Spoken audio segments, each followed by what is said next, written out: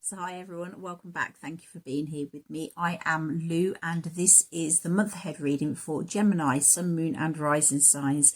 Please remember it is a general reading, so it will not resonate with you all. If it doesn't resonate, then please feel free to move forward respectfully to the next reader who may have a message for you at this time. Having said that, if you have checked this out as your sun sign reading, then do feel free to check out your moon and rising sign videos too, as they may be the videos that have got the messages for you today. If you are looking for a private reading, I am available for private readings. Everything you need to know is in the description box below. Everything you need to know about me, about the channel, how to connect with me, how to donate, etc. is in that description box below. So please feel free to check it out. But let's get into these cards, shall we? What do we have for Gemini, Sun, Moon and Rising signs? Thank you, angels, for revealing to me the messages that we need to see. What messages are in the highest good for Gemini, Sun, Moon and Rising signs to receive for the month of November? What messages? So we'll have a main message, main theme or energy surrounding Gemini, Sun, Moon and Rising signs for the month of November, please. Main energy or theme surrounding Gemini, Sun, Moon and Rising signs. There we go. We have purpose. Okay, so this says, by choosing this card, you are prompted to examine how your current goals serve you. Check that the reasoning of your mind is attuned with the calling of your heart. Allow your values to act as your compass and guide your direction. Then become clear about whether your thoughts, words and actions are in alignment with your life's plans, and take positive actions to bring about congruence. Act with an awareness and wisdom, as the choices you make can hinder as well as assist the fulfillment of your purpose. The affirmation is, I have a clear purpose. So this is truly about this month getting into alignment with your purpose. Make sure that what you are going for is what your heart is singing for, what your heart is calling you towards. As well, making sure that your actions, your thoughts, your beliefs, your behavior, etc., all aligns with that you are trying to create. If you are in a place where you let chaos get the better of you and things are not healthy, etc., then if you are trying to align with peace, you've got to change what is going on around you. If you are wanting something that you are currently feeling that is too good for you, then what you need to be doing, you need to be looking at your actions, your thoughts, your words. Why do you feel that that is too good for you? And you need to boost yourself up so that you are on that sort of same level as whatever that is you are trying to get. Bring yourself into alignment with what you are trying to achieve at this time. So let's go into the cards. What do we have? Could we have week 1, Gemini, Sun, Moon and Rising signs? Challenge, week 1 challenge. Week 2.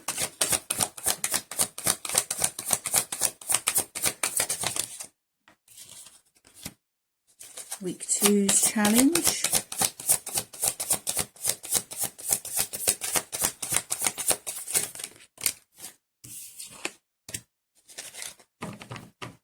Week 3,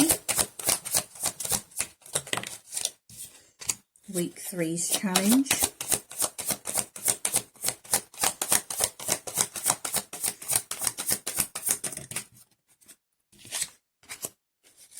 week 4, and week 4's challenge, please.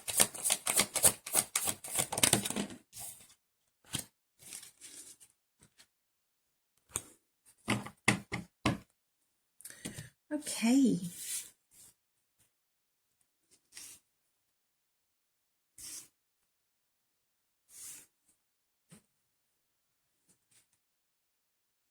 So for week 1, we do have the sacral chakra.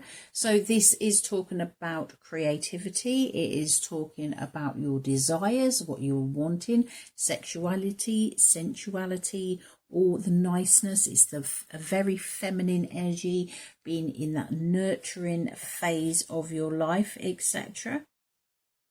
I'm going to clarify so we can get a bit of insight. Clarify the sacral chakra as week 1, please.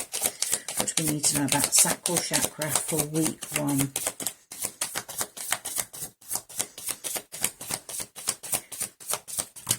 Ooh. Okay. So this is about being in balance. Okay. And displaying the strength within you. Because what we do have as the challenge is the disruption card, card number 16. So this is things not quite being in balance, being in alignment. As I was saying with this purpose card, this is all about getting into alignment with whatever it is you're trying to achieve. So we have that sacral chakra, which is very much about that creative energy, that nurturing energy, and you are being told that we need to be bringing the balance in. However, we did also receive with that the Tower, which is basically this disruption card in traditional tarot. We also have the 5 of Cups, which is very much about focusing on what you have lost rather than focusing on what is actually there and is still available to you. So week 1, I'm feeling that there is going to be some challenges. Remember, when this Tower card shows up in your life, it is basically just talking about changes coming in. These are big, sudden changes. They can disrupt you because they are sudden. They're not something you can be prepared for. It just happens and it changes things. And it's time not to get caught up in looking at what you've lost, but looking at how you can start rebuilding. When the Tower comes along and it is it falls down, etc., it's because the foundations isn't as strong as you thought they were. It's a time for you to now start your foundations again from the bottom, and this moves lovely into week 2, because in week 2 we do have that new beginnings card. So whatever is ended, something is ending at the beginning of November, that very first week. Something is ending so that you can have something new come in. And I've done I think this is my 3rd reading this evening, and I've had very similar energy. I believe it was with Libra, where week 1 was very much about information coming to light, which then changes everything that is actually going on. So if you have strong Libra placements in your chart, it might be wise for you to go and check those out. It is the air signs, isn't it, as well? I can't remember what the Aquarius reading was, to be quite honest. But Libra, Gemini, very much that first week, some sort of disruption, something is changing. But remember, change always happens so that something better can come towards you. So week 2, we do have that new beginnings card, okay? And he's paired with this recognition and reward card as well. So I'm feeling that you are going to be making some sort of progress in your life, rebuilding. People will be seeing the strength that you have, that you are moving forward, that you're not just sitting there and just expecting it all to turn up for you. But the problem we do have, the challenge, is the prosperity begins card. So what I'm feeling is you are already to make this new beginning, to start moving forward, to create something, but you may be a bit hindered at this time. It may be that you've got that feeling of it's too soon. It's too soon to be moving on from what you have lost, because I am feeling this is more like loss sort of thing.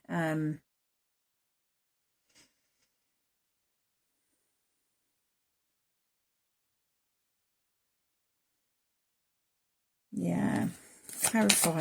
This prosperity begins as the challenge for week 2. Yeah, walking away from what you've had, going in search of more. And the King of Pentacles. The King of Pentacles makes the right decisions, very focused on the home and on the career and having all those luxuries in life, working hard. He's like a self-made man who, if he had the Tower turn up in his life, then literally he would make the right decisions just to get on with it and just move forward, because he's the sort of energy that knows being logical, staying in that energy of worrying about what has been lost is not going to do you any good. So I'm feeling that week 2 is very much about you moving forward, taking that leap, going after what you want in a different way. It could very much be that this is what's going to get you into alignment. It could be that you've been going and pursuing something for a while that just is not right for you. So we've had the Tower come in to swipe it clear so that you've got new foundations to build upon. But this is really about going for your fulfillment. What is going to truly make you happy? What is going to bring that goodness into your life that you are really desiring at this time? This isn't about just going after something just for the sake of it. This is following your heart and doing what you know feels right for you. So week 3, we do have the intuition card. This is the High Priestess in traditional tarot.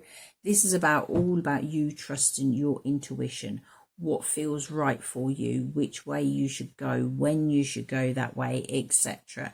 This is about that deep connection, knowing that you have all the answers within you, and being clear about it. It's about taking leadership as well, trusting yourself to do what is going to be right for you. But it is challenged with this financial and material changes. So this Tower, this disruption, whatever has come into your life has caused some problems financially and materially. That's why you are having to pick yourself up and move forward, trying to rebuild again, but doing it in a slightly different way. I'm going to clarify what else do we need to know about this financial material changes. What else do we need to know about financial material changes?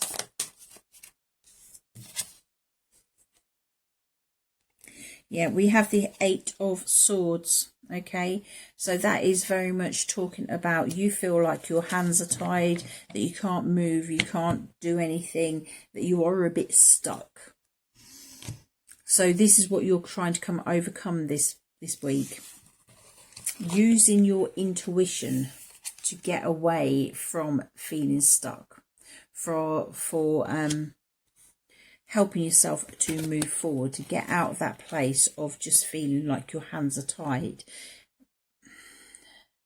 Trusting yourself, following your purpose and doing what you know is right is basically all what is going on in week 3. Stop tying yourself up in knots, stop playing with your own mind and get clear.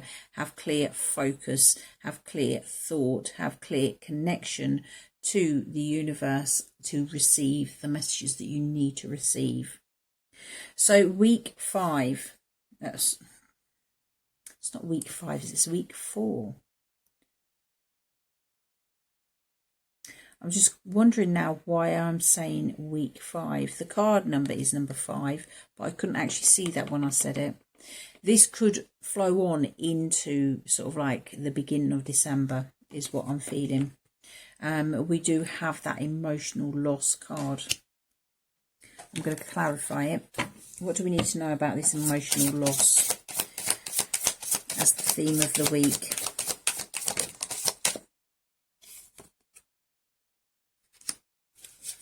You're all in your emotions. The King of Swords in reverse. You're not thinking straight because you're all caught up in your emotions, week 4. I'm feeling very much that you are very focused on what happened at the beginning of the month. And yes, you've started to move forward, but now for some reason it's come up and I'm hearing it's bit you in the bottom because you are sort of like in that energy where you're not thinking straight. All you're focusing on is your emotions, etc. The challenge this week is accepting that this is for the better, that this is for that transformation. Things are changing and they are changing for a reason. They're meant to be changing. You also have the Rest and Rejuvenation card. So what I'm feeling here is, yes, there are big changes that have come in. They have been sudden. They have swept you off your feet. For a little while, you thought you could just carry on as normal. But now it's sort of like by the end of the month, you sort of like realising that maybe they've had a bit more impact than what you thought they had. It could be that you have spent so much time tidying up the mess from this tower experience that you have sort of like hit that emotional side now. I'm feeling very much that you've been working and working and working to sort things out regarding whatever has come to an end in that first week, and now you're utterly exhausted. Okay, this is time for you to take a rest, to be gentle with yourself, to trust your intuition and know what is best for you at this time. I'm going to pull a final card as a piece of encouragement or action. What encouragement or action do we have for Gemini, Sun, Moon and Rising signs for the month of November 2020? What messages do we have above all messages? Let's have a look.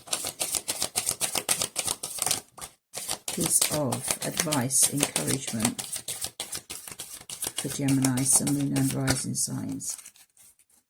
What do we have?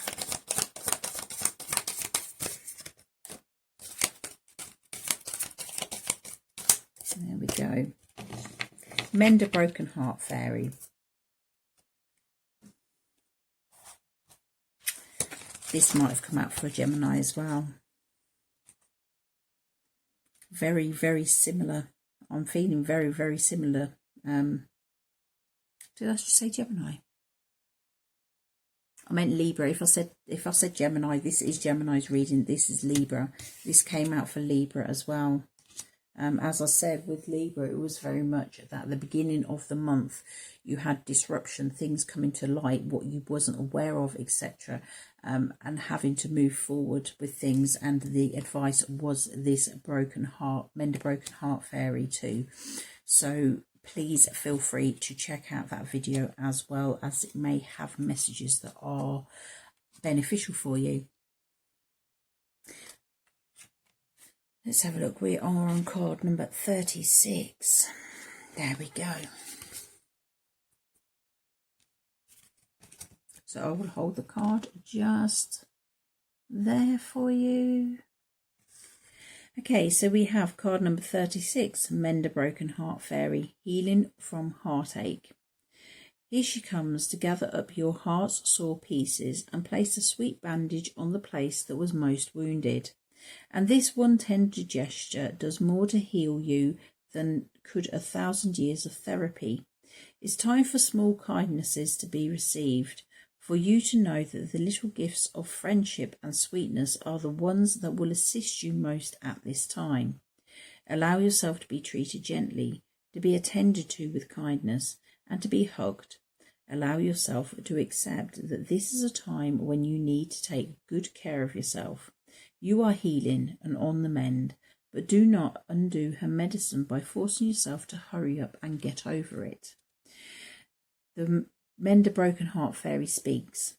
You have been hurt, and this heart feels bruised to me. It may have been what is called a lover's quarrel or unrequited love.